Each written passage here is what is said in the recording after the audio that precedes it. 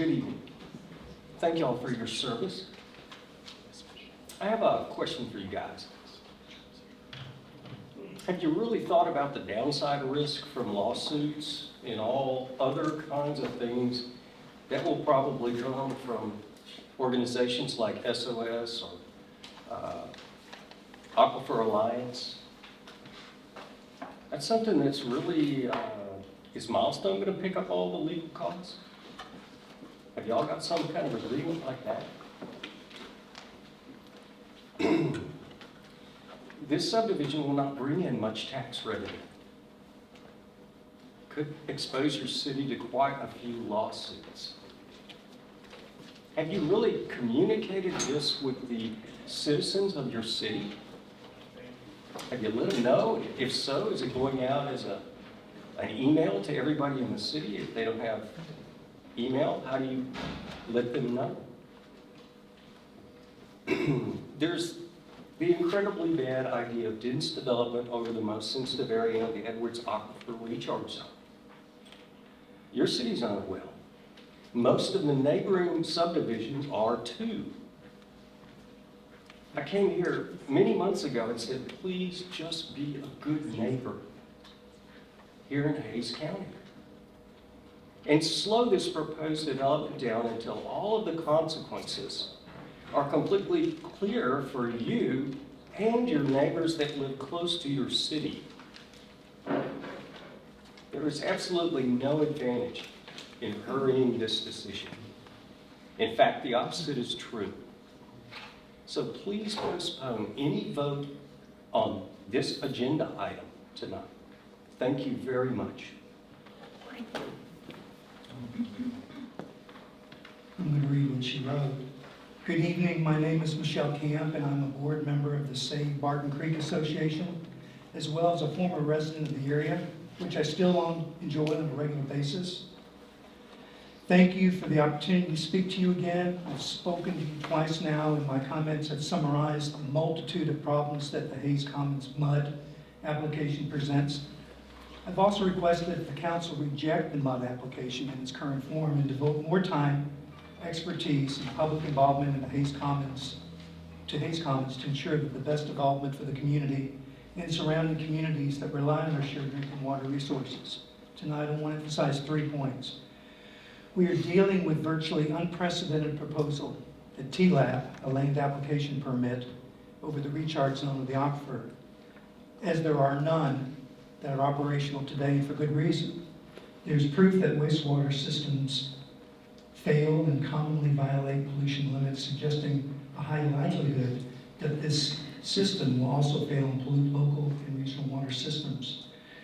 Recall that the St. Barton Creek Association published the Hill Country Sewage Scorecard in 2020, which analyzed and self-reported compliance data that facilities are required to submit to the TCEQ and EPA. We found that 39 of 48 major municipal discharge plants, 82%, exceed at least one of their permits during the study period. But it's safe to assume, based on the anecdotal evidence that St. Barton Creek Association and others have collected, that many TLABs are probably exceeding their limits even more frequently than the discharge permits. Given these findings, is Hays City prepared to be a co-applicant on a TLAB permit and thus take the liability of owning the irrigation site and land onto which the wastewater will be applied? And lastly, we are aware of and familiar with viable, responsible alternatives that removes wastewater pollution from the recharge zone by connecting to Austin's wastewater services, along with other responsible development measures. At the last work session with Milestone, their attorney stated that the Milestone prefers this alternative, yet the developer has not initiated discussions with Austin, which further demonstrates the need for more time, discussion, and analysis. Together, these facts support the need to withhold consent for the Hays MUD until more time, data, and expertise and public involvement can contribute to the best solution for the development. Thank you. I did not prepare anything. I'm not a resident of Hays, but I'm on a small public water system that has 2 wells down into the aquifer. I'm over in Manjack. It's a Rio Doble water system.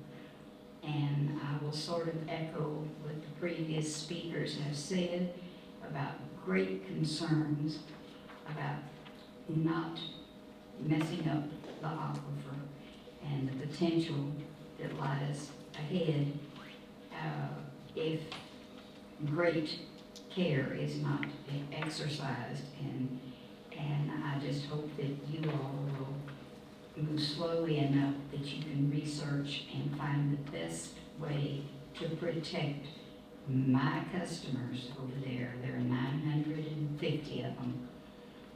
We have 350 connections, and each connection counts for 3 people. And I don't want to have to think about water that's not appropriate for them to use in their homes and having to come up with some way to put clean water in those tanks rather than use the aquifer water. So I just want you to please be careful. Take care of the aquifer. Thank you. Thank you, Norma. Thank you. Thank you.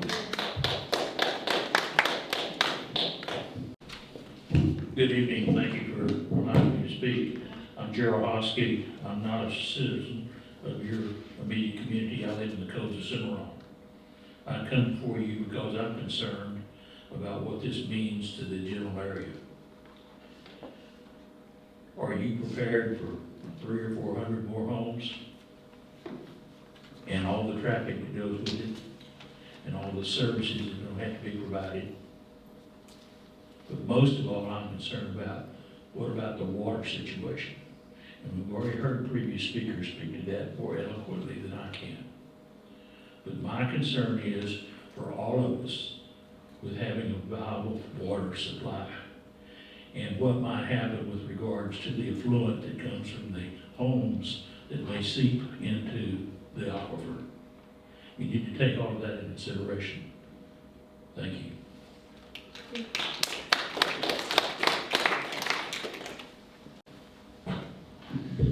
Good evening. I'm Mike Clifford, Technical Director with the Greater Edwards Aquifer Alliance. I've now had a chance to review the proposed Hayes Commons Development Agreement, which includes a section on the proposed mud. I encourage Hayes City Council in the strongest possible terms to reject both the mud petition and the very one-sided development agreement, as it favors Milestone and it offers the City of Hayes nothing but future liabilities. The mud petition and the development agreement are inextricably linked, and therefore it makes no sense for the Hayes City Council to vote on these as separate items. This is important. Shockingly, the development agreement states the City of Hayes will assume all responsibility and liability for submitting the Hayes Commons wastewater permit application to the TCEQ. I'm not sure everybody understands that. Section 3.04 of the development agreement states that Milestone will convey some or all of the tract parkland to the City of Hayes.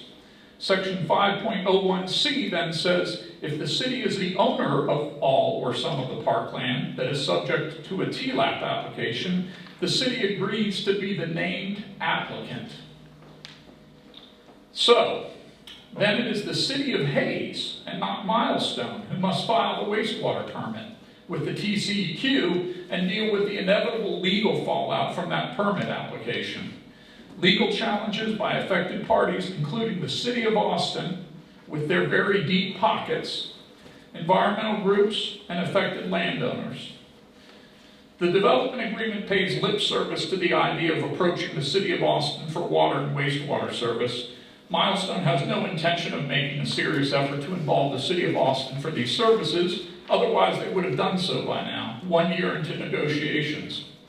The design concept that was handed out by Milestone's lead attorney at our October 20th meeting made no mention of using City of Austin services, but it denoted very clearly an area in the tract for wastewater disposal via land application. Milestone won't use City of Austin services because they know Austin would force them to increase lot sizes and decrease impervious cover, thereby reducing Milestone's profits on the development. Instead, Milestone's true intention is to drain the already drought-stressed Trinity Aquifer, selling some of that water to third parties, all while disposing of treated wastewater over the recharge zone. polluting the Edwards Aquifer and inviting significant legal resistance from the affected parties. Milestone would also be allowed to sell water and wastewater service to the surrounding developments. It is an outlandish proposition that is doomed to fail from legal challenges, but not before dragging the city of Hayes through an expensive, time-consuming contested case hearing process, costing the city of Hayes a fortune they don't have. Furthermore, Milestone wants to issue bonds to cover the cost of the mud, water, and wastewater infrastructure, bonds that would undoubtedly lead to higher taxes for Hayes ETJ residents. The development agreement and corresponding mud petition are a bad deal for the city of Hayes, a bad deal for local landowners, and a bad deal for the environment. We urge the Hayes City Council to decline approval of both. Thank you.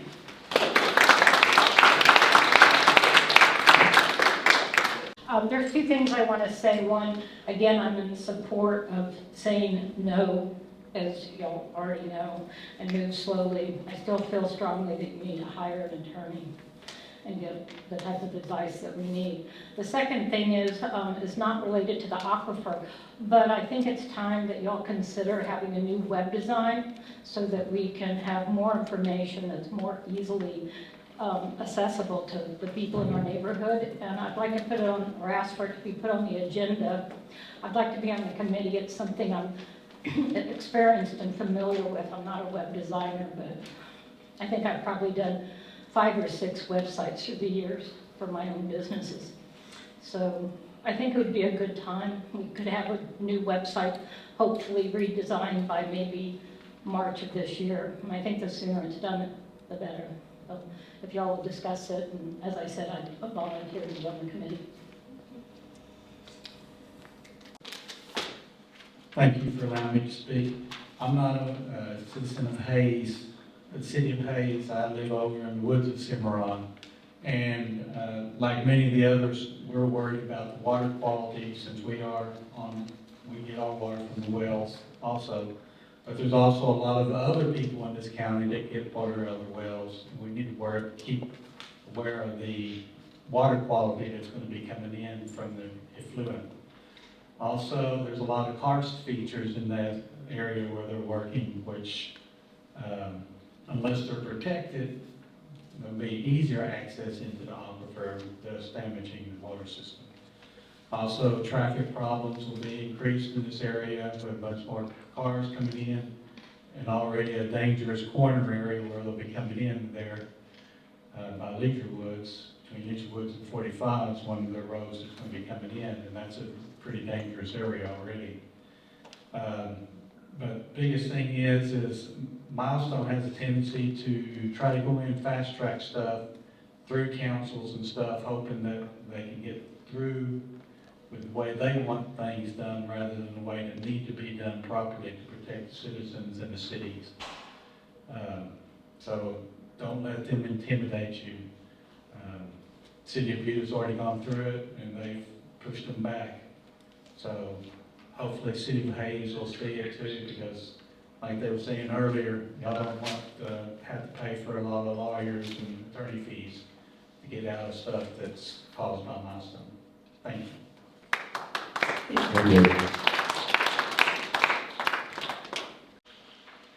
Thank you, Mayor, Hayes City Council, for allowing me to speak on this. I read through the 2013 development agreement word for word, line by line, and had discussions with council members actually over the years. And the original DA would pay the city 5 times more tax revenue than this development agreement. There was no TLAP mention, no mud mention, and there was a reason for that. And as you know, the city of Austin agreed to service this area with retail water and wastewater, subject to the terms of the development agreement. There's all other, you've seen these 9 points, I think, but the development agreement now asks you all to become a co-applicant or an applicant in itself with Milestone, or actually for Milestone, to go and get a wastewater permit at the TCQ. So I can't see how the new development agreement, when it asks you to take all the liability for the wastewater and the legal fees and everything else, to be better than the old development agreement. That's just my comments. Thank you.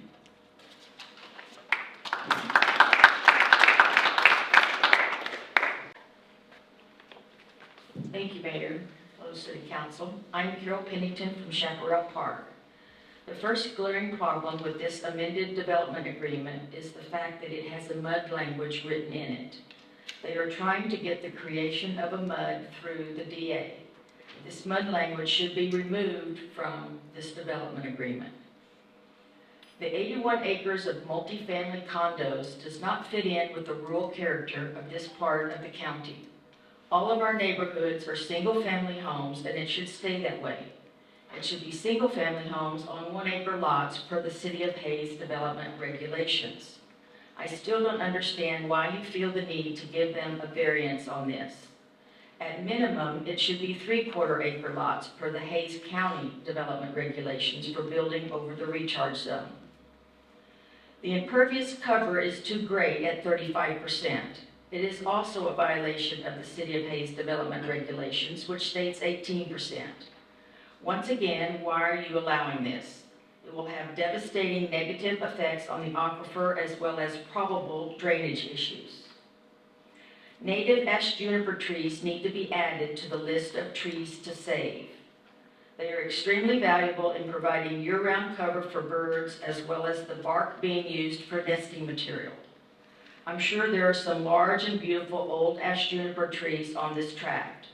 It would be better if a larger percentage of trees than 60% could be saved. 75 to 80% is more appropriate for this particular parcel. I know houses can be built around trees because I have seen it done.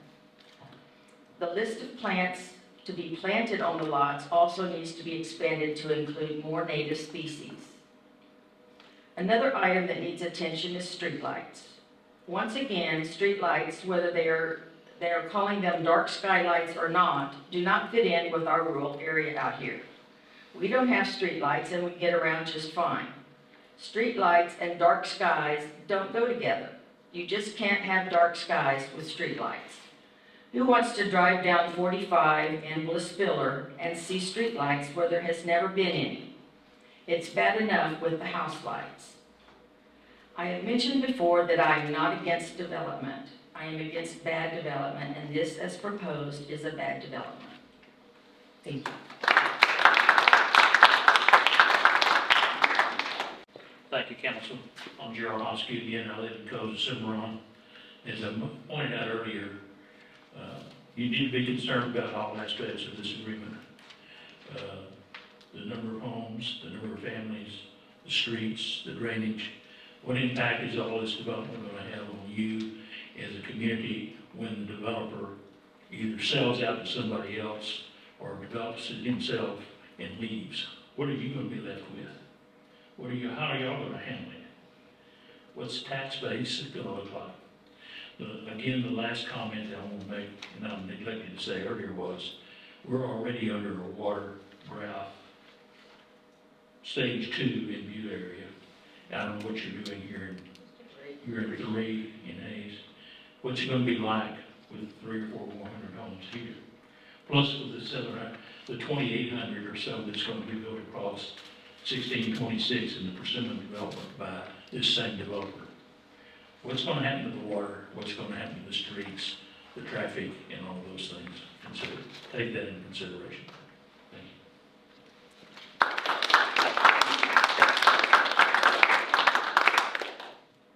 I wanted to speak about both the MUD and the DA. As you've heard from many people tonight and in previous meetings, you've heard the warnings from the experts and the pleas from the residents. But you've heard the warnings from the experts who've spoken the past few meetings about the financial and liability risk to the City of Hayes, the cost of which would have to be passed along to your residents via property tax and water rate hikes. You've also heard about the very real risks to all of our water. Most of us are on sole source aquifer water. So I hope that you will heed the expert advice that you've been hearing for the last 3 to 4 meetings at least. I also wanted to express my great concern about the powers of condemnation that are contained in the MUD agreement, which have been brought up in this council chamber during prior meetings. This would give Milestone the powers of condemnation to invoke eminent domain. I believe this right to invoke eminent domain to take people's land, which the city of Hayes would be giving to Milestone, is of particular danger to the residents of Hayes, especially along Country Lane and Redbud Trail, as well as residents along Carpenter Lane and the ETJ. Carpenter Lane will not handle Milestone's proposal. It simply is not set up for that.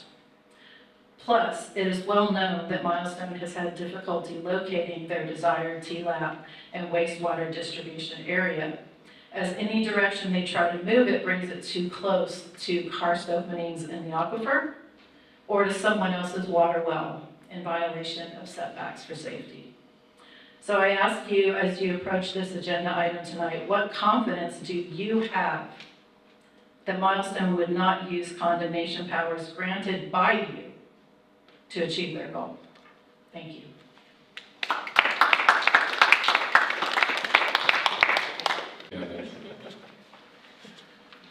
Hi, I'm Brian Zalchik, and I am the Advocacy Director at, say, Barton Creek Association, where I work with my colleague, Michelle Camp, whose words you've already heard. The St. Barton Creek Association, despite our name, our mission is to protect the water quality of all Central Texas creeks. We have steadily expanded our scope over the years, and we have worked on Onion Creek, Old Bear Creek before, and that's why we're here on behalf of our members, including many who are in this immediate area. Other speakers have already addressed the question of liability that the City of Hayes could face for the municipal utility district application and agreement. The question I wanted to ask would be, what would the City of Hayes be liable for? The development agreement and the MED application are inextricably linked, and both will lead to an application for a TLAP, Texas Land Application Permit. This is the alternative to just the other way of getting rid of treated wastewater, which is discharging it into streams. SBCA is on record as supporting TLAPS systems as a preferred alternative to discharge, so we're not opposed to TLAPS. We also do support responsible development, but as I said at the previous meeting, this is just the wrong place for a TLAPS system. TLAPS can still have problems, even though they are preferable. This is primarily due to continued irrigation of treated wastewater onto irrigation fields that have already been saturated. How have they gotten saturated? One would be heavy rainfall from a storm, of course, but another way that they get saturated, and this has been documented, is because of inadequate monitoring of irrigation fields, leading to wastewater continuing to be irrigated onto those fields. Smaller systems like the one proposed for Hayes Common are more prone to monitoring and maintenance problems. This is not a hypothetical situation. This has happened just up the road with the city of Dripping Springs. In 2016, TCEQ, the state's environmental agency, cited the city for discharging a single incident in which 26,000 gallons of treated wastewater continued flowing off of the saturated irrigation field and into a tributary of Onion Creek. The agency also fined the city of Dripping Springs for this. Wastewater overflows also have been documented for TLAP systems in Belterra, Barton Creek West, and West Cypress Hill, all subdivisions in the immediate area. Other speakers have already discussed how the city of other speakers have already discussed how the city of Hayes could be liable for problems with the Hayes Common TLAP facility. Our point is simply this: based on the track record. Mr. Brian Zalchik, I'm sorry. your time is up. Okay. Just wanted to say these are the problems you'd be liable